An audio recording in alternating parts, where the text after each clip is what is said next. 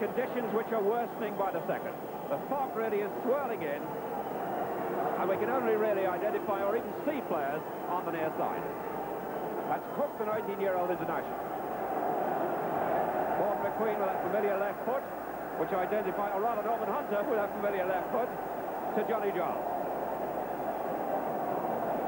And I'm going to find it better just commentating purely off monitor here, because you can see more on television than we can see in the stadium. It's Frankie Gray. Alan Clark battling for the ball. Johnny Giles at the throw.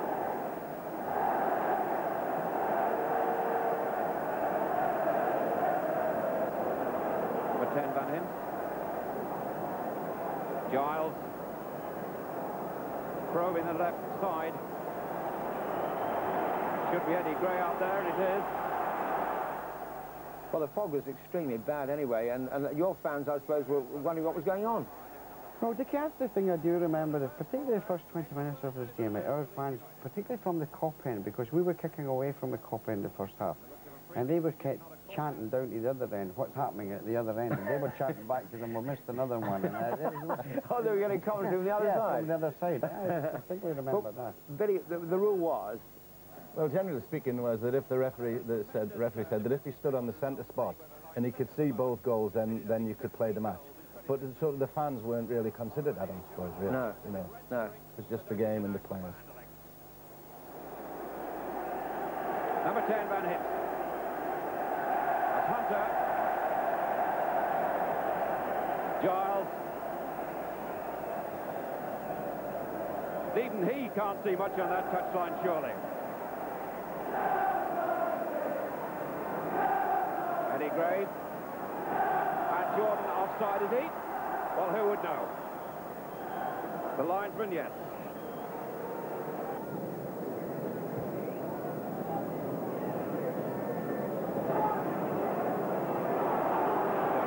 The Belgians rather checking on the Dutch goalkeeper and then settling for Dox. Madeley. Van Him's kept him under pressure. McQueen. Norman Hunter.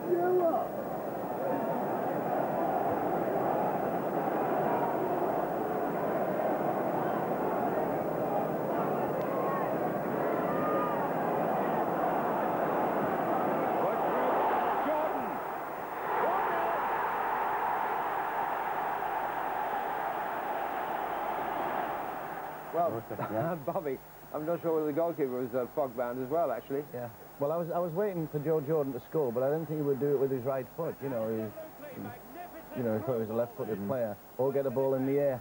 But the goalkeeper was at fault, really. Yeah. You know, I mean, he was on his line. He could have come down the line to make his angles a bit better. But a great start for you, Betty. Yeah, but I think what's very important too is when you look at that situation. That's how we sort of played in them days, that everybody had to be involved in the play. I don't know if you noticed, but it was actually Norman Hunter who was like about 20 yards in the inside right position. He was normally our centre-back. He played the ball through to Joe, you know, and that's what they, in our day, they encouraged, didn't they? They encouraged everybody to try and go in and join and play. Madeley to John. Lorimer. Bremner.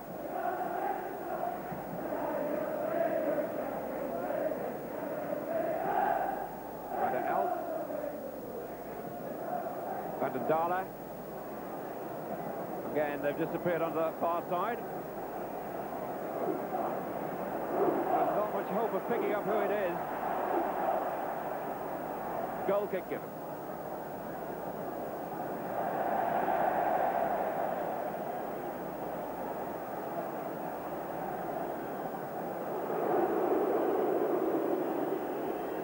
Well, it's not quite clear what's happened in that corner. It looks as the referee's pointed for a goal kick.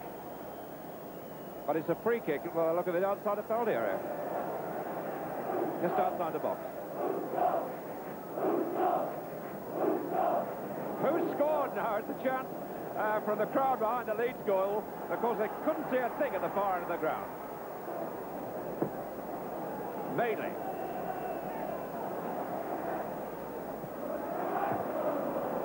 Dox quickly in. Gordon McQueen. Hunter waving. And still the chant is Adio, who scored the goal. Giles, that is to Bremner. That's Docks again. O'Madeley. Lorimer. Free kick.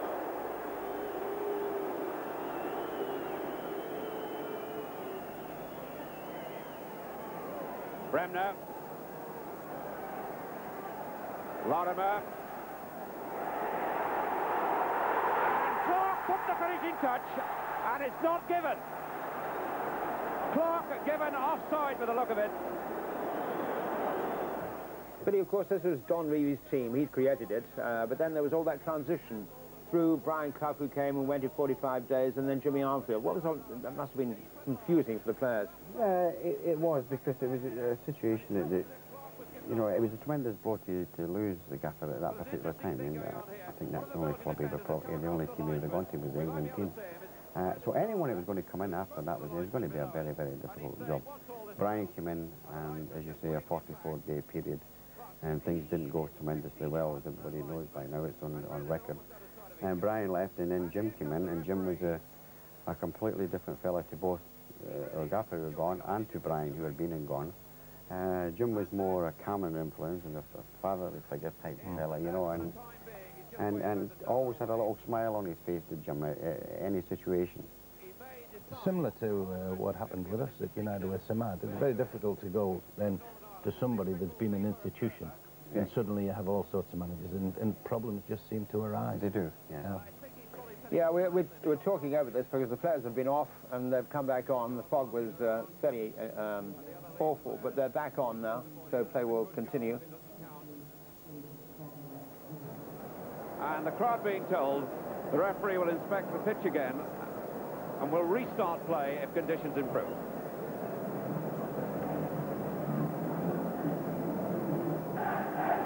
So Rudy Glockner has decided play can get underway for a stop of about 18 minutes, and certainly conditions suddenly better than they have been all night. We can almost see the far side clearly. So it restarts with a corner to Anderlecht. Looks like Van der Elf's taking it. Stewart was there first.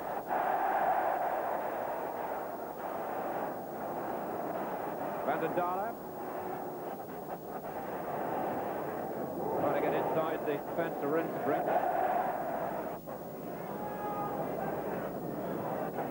Now for Brett.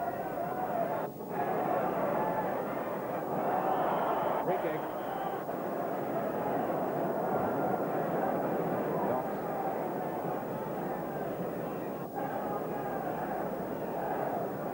Approximately 4 minutes to half-time. The far side of the ground disappearing once more. McQueen! And McQueen picks up the spare ball. No, that really was the beauty of having the, you know, whenever any balls are knocked in, and you've got bigger guys in the area, it's always a great advantage to you. And Gordon was, I mean, Gordon's about 6'4" or something, you know. But in saying that, there's some guys who are very big lads but don't jump the height in saying that. But Gordon was he had a tremendous leap, you know, and a tremendous header with the ball, like, you know. I was pleased that he was on our side that day. But in saying that, you know, Gordon was one of these guys that, you know, seemed to have a few injuries, you know, whether it's because he was such a young fledgling at the time. Bobby, you were saying that the Europeans, the Continentals, didn't like coming over if they... No, we used to find that they were frightened to death. I don't think they liked the atmosphere that was created in our grounds. I mean, the crowd are close to the action, it's always loud. I mean, these big European matches, you know, there was great passion around them, and they just didn't like it. I mean, I know for a fact they used to think that our game was too physical. They used to think that we were too aggressive, you know, and they didn't like coming over here to play. The number of times we used to play European matches at Manchester, first at Main Road, then at Old Trafford, when I sometimes wondered how we moved the ball. The crowd seemed to do it for us. They're high. Van Hips. Docks.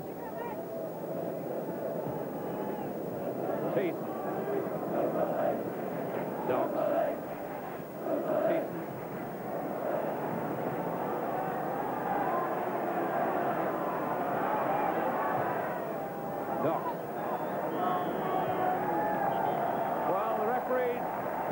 half-time whistle. Still a minute to play. But in fact, after a first half, which has lasted 63 minutes, with a stoppage of approximately 18 minutes because of the fog, Leeds deservedly in front, and Jimmy Armfield will be really sick if there's any danger of this match being abandoned. Yes, Leeds nicely in charge, and I imagine Jimmy Armfield.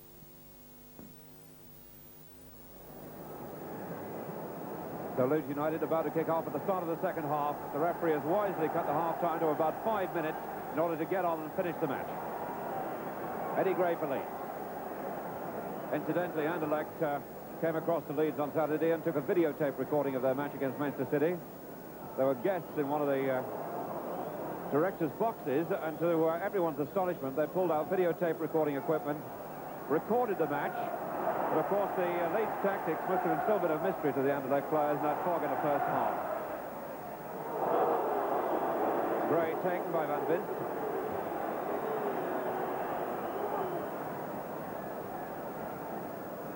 And surely Eddie Gray's shoulder that he's had so much trouble with hasn't gone again.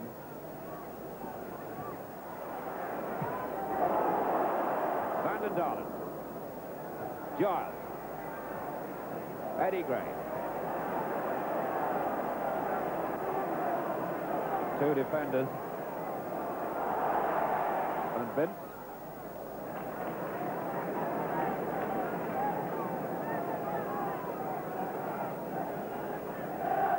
Clark available. Eddie Gray. Awkward that was. Van der Elst. Amazing. Bremner.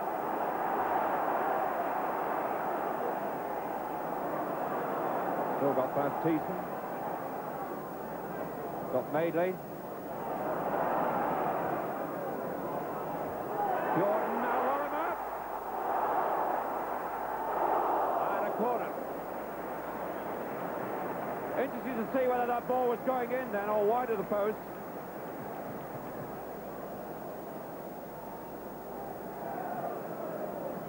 And there has been a foul given anyway. No, still not clear. And the referee has finally brought play back for a foul, presumably on the fullback, when the ball was played out. From about that position. Madeley.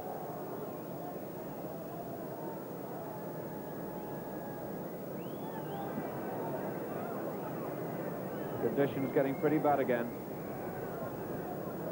But at least at the moment we can see movement on the far side.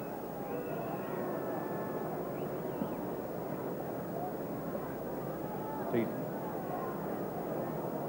Giles.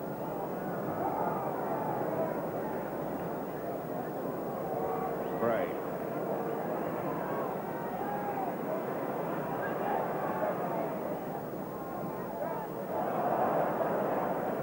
Jordan. And Van Vinst was very quick to recover as Frank Gray went to the overlap. Hunter. Van den Dalen. Verheyen. Van Hint. Madeley.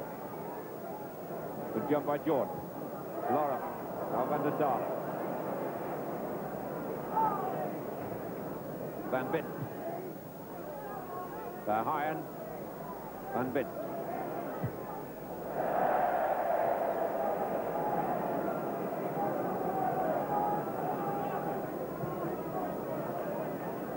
Giles to Eddie. But we talked about the unsettling of the team when Don went and Yes. Cluffy him. But what were Jimmy Armfield's strengths as a manager?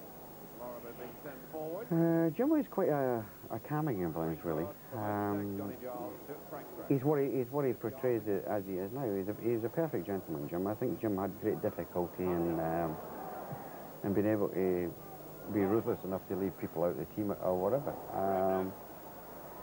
But his strength was he kept the team at ease.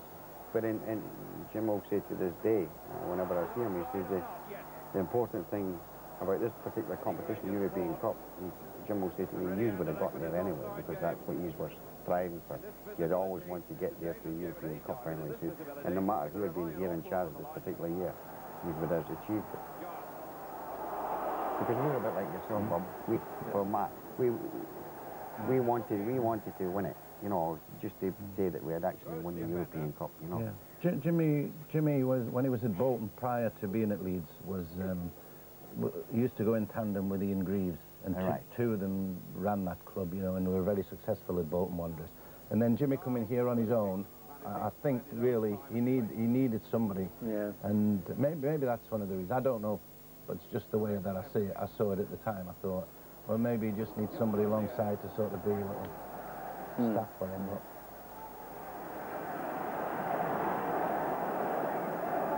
corner, a short one, quickly taken. That was Teat. Rensenbrink missed it. Bremner. To Hunter. Forward run there by Gray and just cut out by Van der Dalen, and the flag was up. The crowd are getting very restive about the offside tactics. Thiessen who won it, but Giles to Gray. Van der Dalen. Verheyen into trouble. And it broke right for the Belgian side. Well, Van Vince caught by Jordan, and the card comes out. Referee Glockner, no hesitation at all.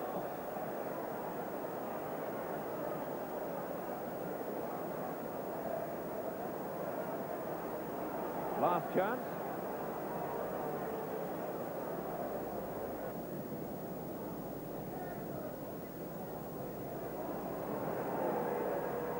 Van Himst. Rensenbrink possibly. Van der Elst going forward, and Frank Gray was right in there. The corner.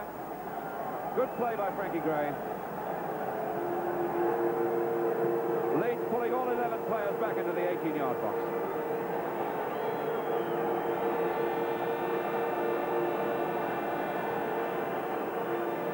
Anderlecht's second corner of the match.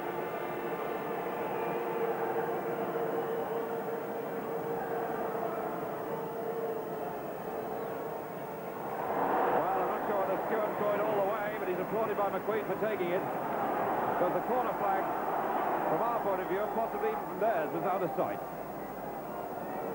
Eddie Gray.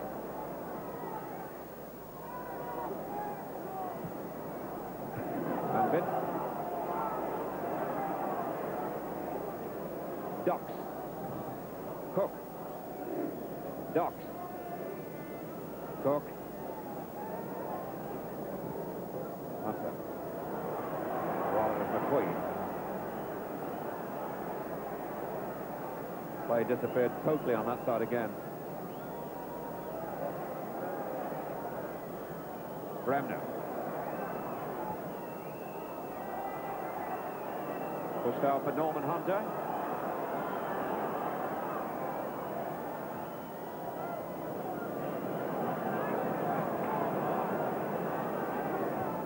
Terry Yorath getting ready to come on. Norman Hunter. Corner.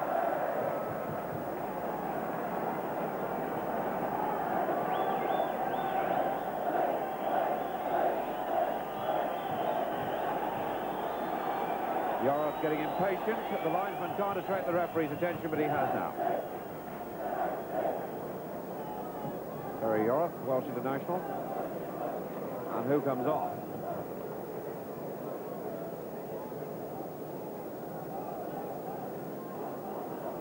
Players at the far side can't see who's being signalled.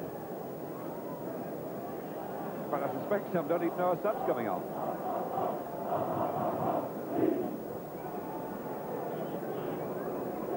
And Bremner and Eddie Gray, there's one of them coming off, and well, it could be Billy Bremner. It looks as if he can't believe it. No, the referee trying to tell the... Is it? Yes, it's Billy Bremner coming off. He obviously was surprised. Well, he said that Jimmy Alfie wasn't ruthless, and yet here he is pulling you off for the first time in 16 years at Leeds, Billy. Yeah, to this day, I don't remember why. You know, Unless I just said to Bobby, unless the reason he took us off was Eddie and I were the only two players he could see in the fog that day.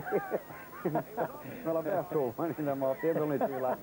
I've already got Kerry Euro stripped, so I better bring one of them two off. A night like this, it's freezing out there. The best place to be, especially after he's been in action around the pitch for so long.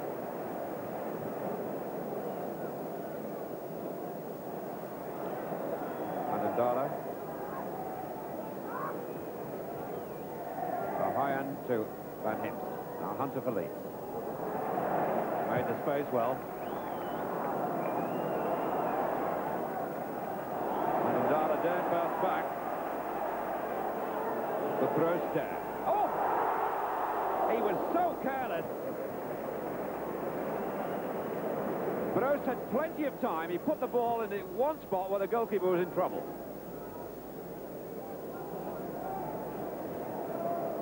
Giles. Lorimer. Van Hips.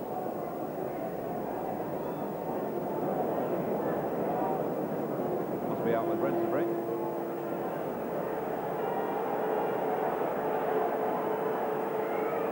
Rensenbrink through the back. And they missed an open goal. I think it was Van der Elst, or Cook it is. If that's the player who touched it, it's Cook. Hunter. Frank Gray. Clark. Eddie Gray. Jordan. Alan Clark. Yorath. Good flick to Lorimer. That's Giles. Always in space. Jordan. Yorath. Eddie Gray. Blocked by two defenders. Eddie Gray. Lorimer.